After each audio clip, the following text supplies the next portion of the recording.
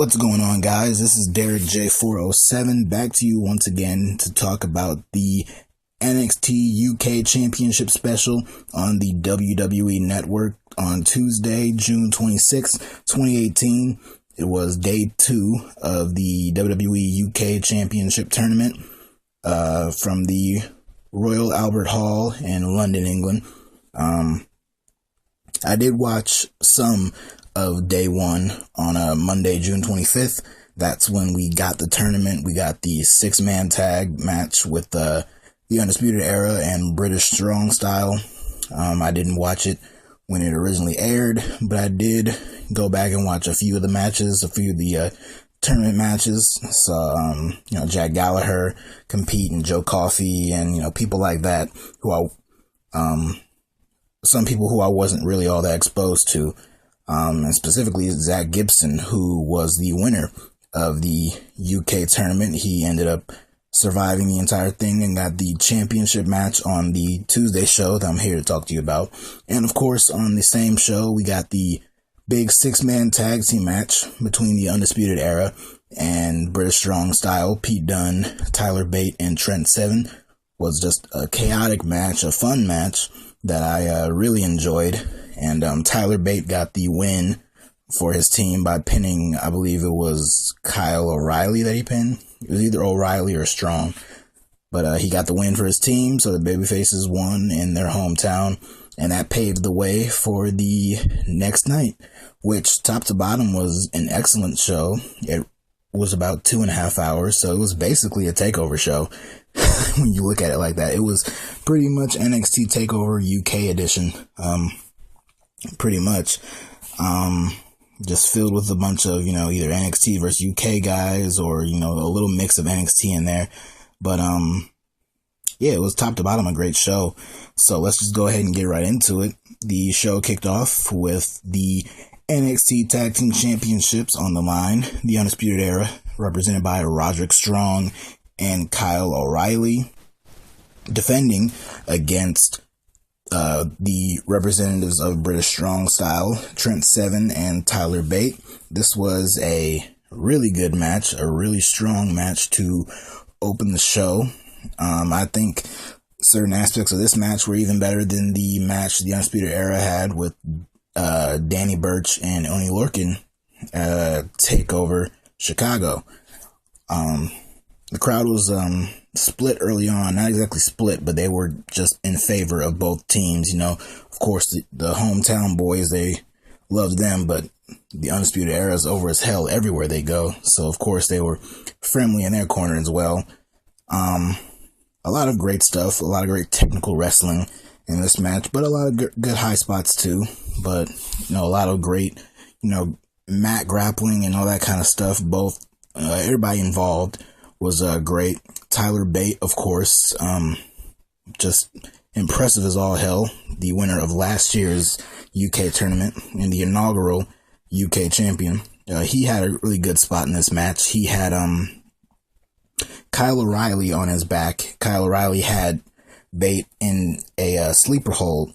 And while he was still in the sleeper hold, Bate managed to get Roderick Strong in position to deliver a German suplex, and he hit it while also giving like a back slam to Kyle O'Reilly. So he did it at the same time, and that just really showed his strength and was a really impressive move. So the match, all in all, was great. That was one of the biggest standouts of the match. But the finish came where Roddy was going for the sit kick, I believe, on Trent Seven, but he ducked and he accidentally hit O'Reilly with the sit kick. And then he got pushed out of the ring. And then Trent Seven had O'Reilly on his shoulders in position for a reverse fireman's carry. And then at the same time, Tyler Bate was on the top rope. He dove down and hit him with the diving knee drop, planted O'Reilly right in the middle of the ring, got the 1, 2, 3, and Moustache Mountain managed to win the NXT Tag Team Championships. It was great to see, the fans went apeshit for it, but I did see it a week ago, not by my own not on purpose, because WWE sent the notification that it happened and they posted it all over their social media. So, they like to spoil their own stuff sometimes. So this moment was spoiled for me, but it did not ruin the moment. It was still fun to see. Even last week when I saw that it happened, I still thought that I didn't expect that to happen, but they gave the hometown boys some love here. I would love to see these two teams face off again, hopefully in Brooklyn for a TakeOver. And since I know what the fate of both teams is between now and then, hopefully maybe in Brooklyn we could get maybe a 2 out of 3 falls match or a tornado match or some kind of really cool gimmick like that. That'd be interesting to see. But good moment here for Tyler Bate and Trent Seven, and a great match to open this show. Up next, we got some action between two UK ladies. We had Killer Kelly taking on Charlie Morgan. I believe both women were involved in, actually no, both women were not. It was only Killer Kelly who was involved in a triple threat match on the previous night with Isla Dawn and Toni Storm, in a match to determine the number 1 contender for the NXT Women's Championship and who would challenge the champion on this show. And of course, Toni Storm won that. But Killer Kelly came back out to have a match here against Charlie Morgan. A very impressive match. Both women worked very well together. The crowd wasn't completely into it, but they, appreciated the talent of both women. The finish kind of caught me off guard because I expected Killer Kelly to win, but that's not what happened. She was going for a suplex on Morgan, but as Morgan was up in the air, she kind of rolled through and turned into a roll-up and got the win. So Charlie Morgan gets the shock win over Killer Kelly. And so now that we know that there is going to be an NXT UK division with, the tag team with their own tag team titles and women's title, I expect both these women to play a huge factor in the women's division. These two, along with Isla Dawn and, of course, Toni Storm. But I'll get to her later. But, yeah, pretty good little match here. Up next was what was originally a triple threat match made official by the NXT UK GM, Johnny Saint. It was originally supposed to be Mark Andrews versus, what is this, the something buzzsaw. I forgot the dude's nickname, but Travis Banks and Flash Morgan Webster. It was originally supposed to be a triple threat match between these three to determine the number 1 contender for the UK Championship, but Johnny Saint came out and made it a fatal 4-way match, or as he put it, a 4-way fatal match. He was kind of fucked up there, but he announced that he was making it a 4-way, and out came the returning Noam Dar, who you remember it was a main factor in the cruiserweight division for a little while there. He returned from an injury that kept him on a shelf for a few months, but he returned on this show, and presumably he's now in the UK division, which is good for him. So he was added to this match, and even if it stayed a triple threat, I'm sure it would have been great, but this 4-way was really fun. It wasn't the best match on the show, but it was a really fun match to watch. Just a crazy brawl. Everybody got their spots in. Everyone impressed me. Travis Banks was really impressive. I believe he was the one who was nursing the shoulder injury. I think he got it in the previous night during the tournament, in one of his matches. So he was nursing the injury. Morgan Webster, he was really good. Mark Andrews, who we saw in the UK tournament last year and have seen make appearances on NXT every now and then, he was really good. At one point, he hit a reverse Hurricane Rana on Morgan Webster and just spiked his head right into the mat. It looked ridiculously brutal, but it was probably the best spot of the entire match. But the finish came when Noam Dar was going off on Mark Andrews and Travis Banks. He took out Andrews, and then he hit a leaping kick on to Travis Banks' shoulder, his injured shoulder, and pinned him, got the 1-2-3, so Noam Dar is the #1 contender for the United Kingdom Championship. He left the ring and he went up the ramp, and then after the match, in came these two guys dressed in all black, attacking Mark Andrews and Travis Banks, laying them both out, and the commentators, Mauro Ranallo and Nigel McGuinness, who both did well in this show, they pointed out that these were both the Coffey brothers. It was Joe and his brother Mark.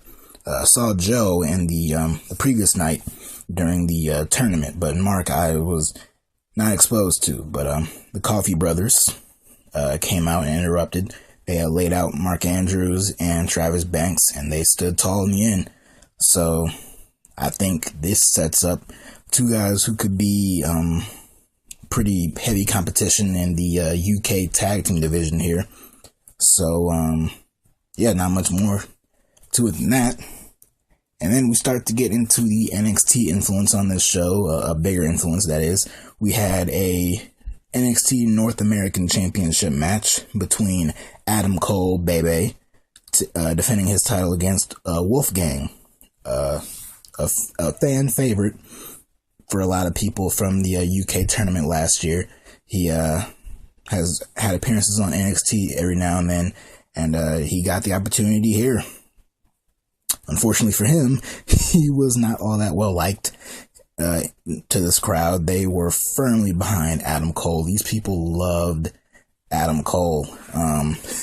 Hey, it's hard not to. The dude is cool. The whole Undisputed Era act has gotten over way more than I ever thought it could have. And Adam Cole is a huge benefit of it. So he had the crowd firmly behind him. He even played almost a babyface type position in this match up against Wolfgang. Wolfgang went after Cole's ribs. That started after Adam Cole hit a diving. He went for a diving crossbody on Wolfgang, but Wolfgang caught him midair with his knees right into his ribs. So Cole started to sell a rib injury for the remainder of the match, and he kind of worked almost babyface-like, even though he was the heel. He is the heel in this occasion, in this situation here, but he almost kind of worked in a babyface position here. But still back and forth action between the two of them. The crowd eventually did start to come around on Wolfgang, but they were still firmly behind Adam Cole. So towards the finish, it looks like Wolfgang is about to win. He hits his knees to the gut finish, where he has Adam Cole on the shoulders, and he pops him out and just shoves him right down on his gut, right into his knees. Only good for a 2 count, though.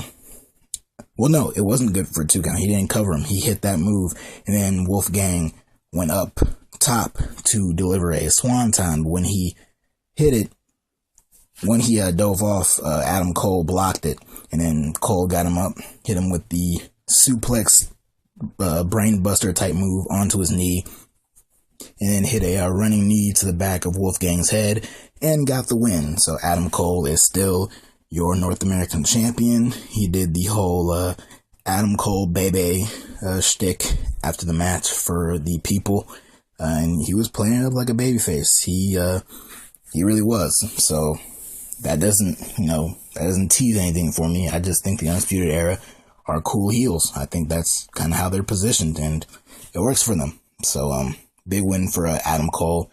Pretty good match. Nothing all that special, but the crowd was hot for Adam Cole. Up next was a match that I was really looking forward to. It was a tag team match, all NXT talent. It was the Velveteen Dream and EC3 taking on a team of Aleister Black and Ricochet. This was a really fun match, probably, aside from the main event, which was a fantastic match. This was one of the other best, I think this is probably the second best match in the show. Some might say it was the first, but I wouldn't argue with them either. You got these 4 guys in this match, and you know they're all going to deliver big time. Of course, we're still fresh off of the Velveteen Dream Ricochet match from TakeOver Chicago, but hey, people still remembered Velveteen Dream and Aleister Black from last year's TakeOver War Games show, so they got to mix it up a little bit in here. The crowd, of course, was still chanting "say his name," even though Aleister Black said his name already, you know, so it's okay. He ain't gotta say it again. So they got to mix it up a little bit. EC3, of course, you know, again, another heel who is a heel. I'm pretty sure he's been established as a heel, but the fans still cheer for him. They cheer for a dude who proudly proclaims himself to be in the top 1%. They chant along with his song and all that kind of stuff, and EC3 plays it up to the crowd. And hey, that's how it works, though. But I mean, everybody in this match was over. A lot of great stuff. Ricochet hit a neckbreaker DDT combo on both Dream and EC3. He hit one with a neckbreaker while hitting the other with a DDT. So that was a really impressive spot. Of course, Ricochet's in there, so he does a bunch of dives. Aleister Black does some really unique looking kicks, and Dream and EC3, they did their part too. So really good match. Too many great spots to all recall right now. So if you didn't see this match, please go back and watch it. It was great. At one point though, Velveteen Dream injured his knee on some move, and he started to sell a knee injury. So he was in the corner. He was right there in position for EC3 to tag him in. But as EC3 went over to tag him in, Dream, he started to favor his knee, and then he hopped off the apron and started to walk towards the back. So he basically abandoned EC3. EC3's in the ring, yelling, get your ass back here and all that kind of stuff. Meanwhile, Aleister Black is standing right behind him because Ricochet was in the ring and he made the tag to Aleister Black. So Black is just standing right there. The crowd starts chanting, "Turn around," because they know what's coming. And it looks like EC3, even he knows what he's about to walk into. So he kind of just shrugs his shoulders and tries to turn around and throw a punch. But before he could, Black catches him with the black mass, knocks him right on his ass, and gets the 1, 2, 3. So Aleister Black and Ricochet pick up the win. After the match, the referee was going to hand the NXT Championship back over to Aleister Black when Ricochet took it and looked at it for a few seconds, and then he personally handed it back over to Aleister Black. So maybe a little foreshadowing of a match we could see down the line. I don't think they're going to do it in Brooklyn. I think that might be a little too early for it. Maybe, I don't know, that it depends on how long Black's going to keep the title, because I fully expect him to be defending that championship against Tommaso Ciampa in Brooklyn, and I also expect Ciampa to win the championship from Black in Brooklyn, and maybe after that, Black will go up to the main roster that week, probably on SmackDown. But that's just my fantasy booking of that. But we could, at some point, maybe if they do decide to keep the belt on Black for a little while longer, Aleister Black Ricochet match, that could be excellent. And after the Dream abandoned EC3, that could also be a match we could see at some point down the line. Maybe that could be a match in Brooklyn. We don't know. So very interesting developments here. You potentially have 2 matches that could come out of this, or maybe 1 match. They just throw them all in there together and we could get a fatal 4-way. Who knows? But still a really fun match. Like I said, I didn't really recall every single thing that happened in this match, but it was still fun. So if you didn't see it, please go back and watch it. It was a lot of fun to watch. Up next, the NXT Women's Championship was on the line. Shayna Baszler defending against Toni Storm. For those of you who remember Toni Storm from the Mae Young Classic last year, she caught a lot of people's attention, mine included. I could not understand for the life of me why she did not get signed to a NXT deal, but it's great. I mean, she's here now, or at least in the UK division. So I assume she'll probably be like the head woman of the NXT UK division, if not probably be the first to win the championship there. But yeah, and plus they're doing the Mae Young Classic again this year, so she might play a role in that too. You never know. But she just has a certain star presence about her, and she comes off like a star. It's just her entire gimmick.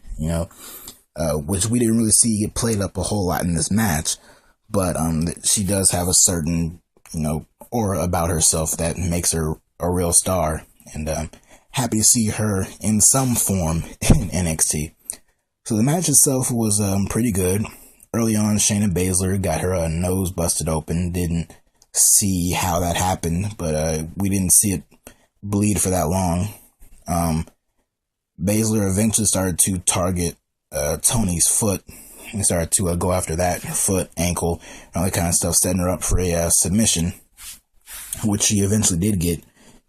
Did get on Toni Storm, but she eventually got out of it. She made the babyface comeback, but Shayna Baszler was just a little too much for her.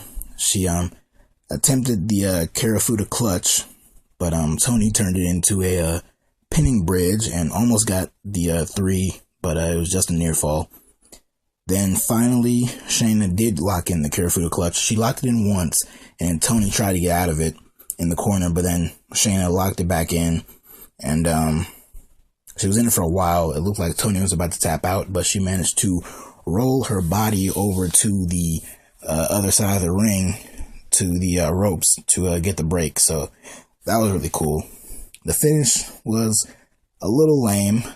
Shayna went to the they went to the outside, and Shayna reapplied the Karafuda clutch, and Toni basically passed out to it on the outside, and she could not beat the count back in. So she ended up getting counted out.